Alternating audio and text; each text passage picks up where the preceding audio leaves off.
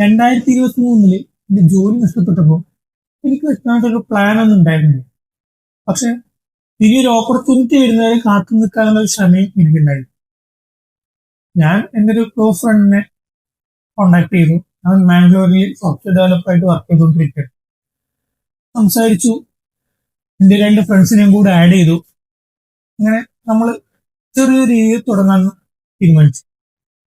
അങ്ങനെ ചെറിയൊരു ഷോപ്പ് നമ്മൾ കണ്ടുപിടിച്ചു നാട്ടിൽ തന്നെ. ഒരു 2 സിസ്റ്റം അറേഞ്ച് ചെയ്തു. അങ്ങനെ നമ്മൾ സ്റ്റാർട്ട് ചെയ്തു. അവിടെയാണ് നമ്മുടെ കമ്പനിയുടെ തുടക്കം.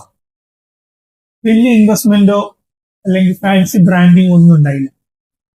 അവിടെ ഹാർഡ് വർക്കും നമുക്ക് നെക്സ്റ്റ് എന്തായിരിക്കും എന്നുള്ളൊരു ക്യൂരിയോസിറ്റി നമ്മൾ അങ്ങോട്ടും ഇങ്ങോട്ടും നമ്മൾ സപ്പോർട്ട് ചെയ്ത് മുന്നോട്ട് പോയി.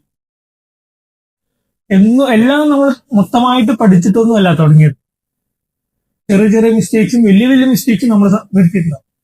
പക്ഷെ ഫ്രം സീറോ നമ്മൾ 4 ഫ്രണ്ട്സ് തുടങ്ങുന്നതിനടുത്ത് എന്തായാലും ഇഷ്യൂസ് ഉണ്ടാവും.